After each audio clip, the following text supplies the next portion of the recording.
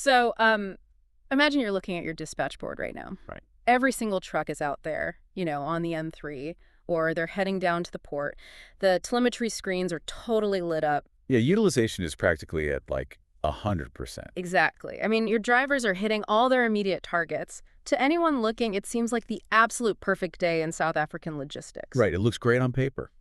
But then you look at the financials at the end of the month, and your business is actively losing money. How does that even happen? Well, that severe disconnect, between extreme physical activity and your actual financial reality is the quiet crisis happening in boardroom after boardroom right now. Yeah, it's terrifying. It really is. I mean, Yeah. you can run the most heavily utilized fleet in the country, sweat every single asset to the absolute maximum, and still be on the absolute verge of bankruptcy. Which is wild. So today, we are taking a deep dive into a brilliant piece of insight from Greystride. Yeah, it really breaks this down. It does. It proves why just managing that physical movement is actually, well, killing your transport business. The paper is titled, Why Transport is Not Just Operations. And it is a complete structural teardown of how logistics companies approach growth. We are going to break down the false security of high utilization. Yeah. We'll look at why the instinct to just push more volume through your system when margins tighten is actually a fatal trap. Right. And, how the most resilient logistics companies in South Africa build defensive business structures instead of just blindly buying more trucks. Okay, let's unpack this. Yeah. Because the default reaction to pressure in this sector is, well, it's so universal, it's almost reflexive, right? Oh, absolutely. Margins get squeezed by, say, rising diesel costs, or maybe a major client demands way more capacity at a lower rate. The immediate response from the operator is always, we have to work the existing assets harder. Put more loads on the board. Force more movement. Exactly. Reading through the Greystride material, it's like relying purely on that operational hustle when you start struggling is like, think of revving a truck's engine while it's completely bogged down in deep, wet mud. That is a great analogy. Right. You're burning through diesel at an astonishing rate. You are redlining the RPMs. Mud is flying everywhere. The engine is screaming. And to anyone standing nearby, it looks and sounds like that truck is working incredibly hard. But it's not actually going anywhere. Exactly. The vehicle isn't moving an inch forward. It's just digging a much deeper hole. Effort without traction is actively destructive. What's fascinating here is that this pure operational hustle, this movement mindset, isn't actually inherently wrong. In fact, it makes perfect sense when a transport business is in its infancy. Wait, really? Yeah, think about a 5-truck operation. It survives entirely on that raw hustle. Yeah. The owner is usually the lead dispatcher, the maintenance manager, and the key account executive, all rolled into one person. Oh, right. They know every detail. They know the quirks of every single gearbox in the yard. Exactly. They know exactly which depot manager to call to skip a queue at a loading bay. Because that owner holds the entire operational universe in their head, decisions are instantaneous. So, like, a truck breaks down outside Bloemfontein, the owner makes 2 phone calls, and a replacement is sorted in 10 minutes. Yeah. In that microenvironment, just pushing harder and reacting faster generates immediate cash flow. Movement genuinely is life for a small fleet. Okay, I see that. But the danger arises because that early success convinces the operator that sheer activity is the only lever they ever have to pull. So they get stuck in that mindset. Right. And the terrifying part is how quickly that traction disappears as the business scales. A company hits, say, 15 or 20 trucks, and suddenly the owner cannot physically manage every single route, driver, and customer relationship. The raw hustle that built the foundation it can't carry the weight of a complex enterprise. It completely fractures. So if pure hustle is the ultimate superpower for a 5-truck fleet, there has to be a specific breaking point where it becomes kryptonite, right? When does the operational system actually break down? The fracture happens the very moment you add complexity without adding structure. Scale fundamentally alters the physics of a logistics business. How so? Well, Greystride breaks down the massive compounding variables that hit a growing fleet. It starts with the hardware. Moving from 10 trucks to 30 isn't a simple linear increase in maintenance. Right. It's not just 3 times the oil changes. Exactly. It is an exponential web of overlapping service schedules, parts procurement, and unpredictable downtime. 10 trucks might mean 100 potential daily problems. 30 trucks mean 1,000. And those trucks are servicing a much broader client base, too. I mean, moving from 3 core customers who you know intimately to 30 different customers, that means navigating 30 different service level agreements. Yes, you're suddenly dealing with 30 different sets of payment terms, differing risk profiles, unique loading site protocols. And so small operational hiccups suddenly trigger cascading financial losses. Exactly. Greystride illustrates how fragile this gets by tracing the domino effect of a single delay. Let's say a truck gets held up for 4 hours waiting to offload at a major depot in City Deep. Okay, pretty common scenario. Right. When the business was small, the owner just hustled to fix it. But at scale, that 4-hour delay throws off a back-to-back load scheduled for that afternoon. Because of the delay, the driver times out on their legal hours. Oh, wow. Yeah, so then the next client is furious, demands a financial penalty for the missed slot, and the truck ends up running a massive empty leg the next morning just to reset the weekly schedule. Jeez. So that single depot delay can basically erase the profit margin for that specific vehicle for the entire week. The source material provides a brutal mathematical reality check on this exact scenario. Greystride notes that in a transport business running tight margins, a mere 10% drop in overall fleet utilization doesn't just trim your profits. What does it do? It can completely destroy a 15% net profit margin. Yeah, the fixed costs, the financing, the insurance, the salaries, those remain absolute, while the revenue just falls off a cliff. But wait, hold on. That goes against every traditional rule in logistics. How do you mean? Well, capacity is supposed to be revenue, right? If I put a new truck on the road tomorrow, that is an immediate revenue-generating asset. If my team is struggling with the current volume and dropping loads, shouldn't buying a new truck ease the burden and grow the top line? You'd think so. Yeah. How can adding a revenue-generating asset ever be a bad thing?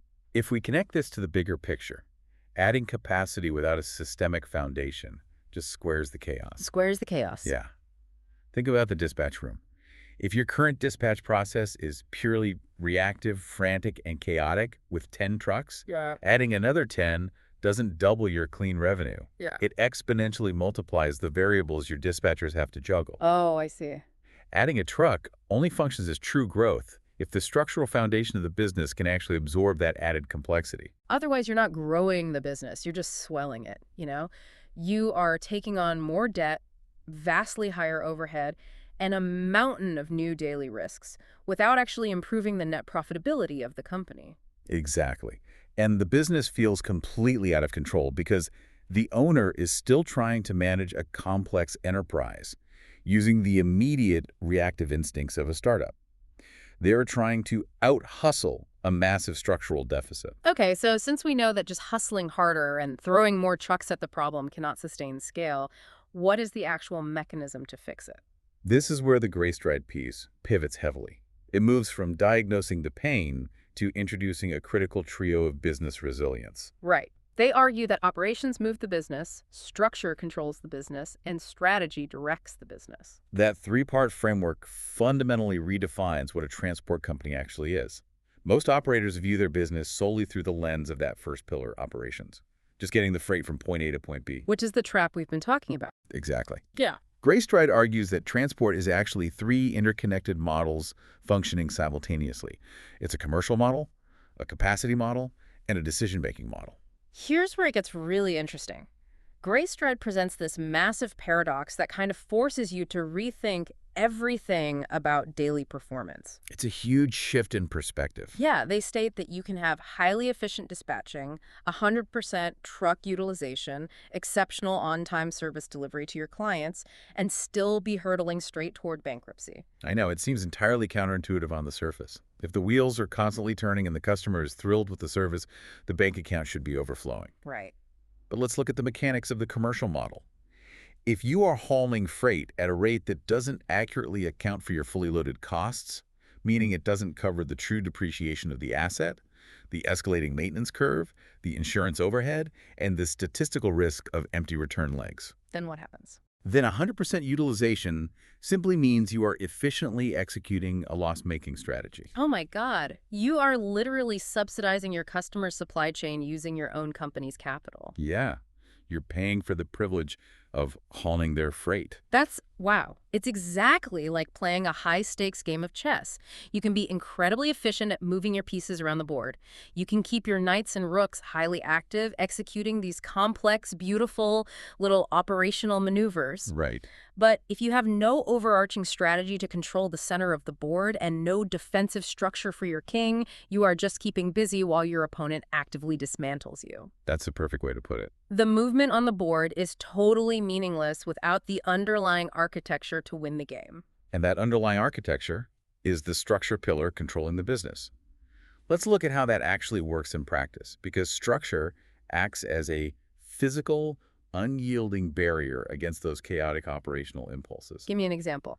Okay, let's say a massive, demanding client calls late on a Friday afternoon needing an emergency truck for a low-margin load. Typical Friday. Exactly.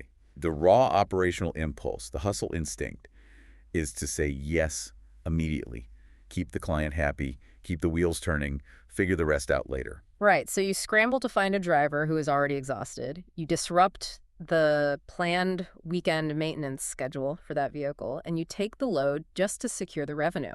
But a business with robust structure relies on its decision-making model instead of adrenaline. The structure dictates a rigid pricing floor and a strict capacity allocation rule. So the system kicks in. Yes.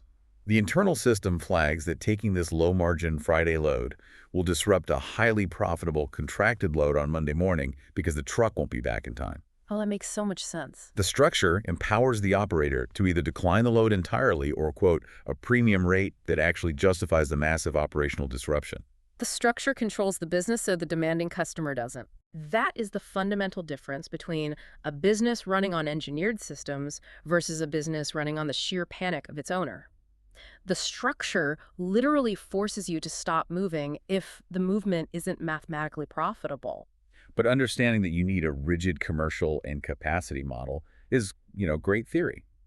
Putting it into practice, especially in a volatile market where you're constantly fighting external variables, requires a massive mental shift. Yeah, how do they actually do it? Operators have to change the fundamental questions they ask when they walk into the dispatch room every morning. Because the quality of the questions dictates the survival of the business. Absolutely. The Greystride piece notes that operators trapped in the movement cycle walk in and ask one standard thing: how do we keep these trucks moving today? And that specific question demands a purely reactive, dangerous answer. It leads to accepting subpar freight, ignoring maintenance schedules, and burning out drivers just to avoid having an idle asset sitting in the yard. So what does this all mean for the daily routine? How do the successful ones do it? Well, the resilient operators stop asking how to keep moving, and they start asking a much deeper question. What system supports the outcomes we want? Okay, what system supports the outcomes we want? Right. This raises an important question about how you define success. That question forces the executive team to define the outcome first. Is the goal just top-line revenue vanity to look big? Usually, yeah. But is it actually helping? Or is the outcome a predictable 15% net profit margin, stable cash flow that doesn't require overdraft extensions, and significantly reduced staff burnout? Right. Once you clearly define that financial and operational outcome, you engineer the daily system backward from there. So it means fleet decisions become hyper-intentional rather than opportunistic. You don't buy a new truck just because a dealership offered a great interest rate this month. Exactly. You acquire an asset only because it fulfills a very specific requirement within your engineered capacity model. And it leads to what might be the absolute hardest strategy to implement in logistics: deliberate customer curation. Oh, curating your customer list is incredibly difficult for a growing transport business because it requires actively saying no to available revenue. Which feels wrong. It does. But let's look at the destructive mechanism of a bad customer. A client who consistently delays your trucks at their loading bay, disputes valid detention charges, or stretches your payment terms out to 90 days. They are actively dismantling your structured commercial model from the inside out. It reminds me of a bouncer at a highly exclusive premium nightclub. Okay, how so? Well, a terrible bouncer just opens the front doors and lets absolutely anyone in off the street to hit maximum building capacity as fast as possible. Just fill in the room. Exactly. But within an hour, the vibe is completely ruined, fights are breaking out, staff is overwhelmed, and the club loses its premium reputation. Right. A professional bouncer curates the guest list at the door. They are intensely selective, ensuring only the people who fit the specific atmosphere and spend profile of the club are allowed inside. The system works perfectly, and the club remains highly profitable. That is spot on. Transport requires that exact same ruthlessness. You cannot let any random freight onto your trucks just to fill a gap in the daily schedule. You really have to curate your customer list like a bouncer. You do. Take a hard look at your current customer base right now. Are you evaluating your clients based on how seamlessly they fit into your commercial and capacity strategy? Or are they forcing your entire fleet to operate outside of it? Are there daily inefficiencies destroying your asset utilization? Exactly. Resilient logistics businesses actively fire customers who break their internal structures. And Greystride points out the ultimate visible result of making that strategic shift. When you combine tight operational execution with strong structural controls, the business begins to look and feel visibly calmer from the outside. Yes. Calmness is the ultimate metric of a mature logistics operation. It doesn't mean the team is working less or that external variables like border delays magically disappear. Right. It means the business is no longer relying on frantic daily heroics from its dispatch staff just to survive the rink. The structural safety nets absorb the shocks. The rigid pricing models, the strict maintenance triggers, the heavily vetted customer list, they take the impact. The panic drops across the entire office because the response to a crisis is predetermined by the system, not invented on the fly by a highly stressed operations manager. The operational focus remains intensely sharp, but it is finally insulated by control and directed by strategy. Exactly.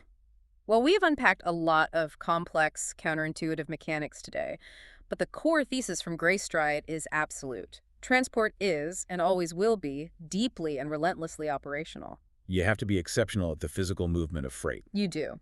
But the businesses that actually endure, the ones that scale profitably in the South African logistics landscape, never treat operations as the entirety of the business. They deeply understand the mathematical limits of their own hustle.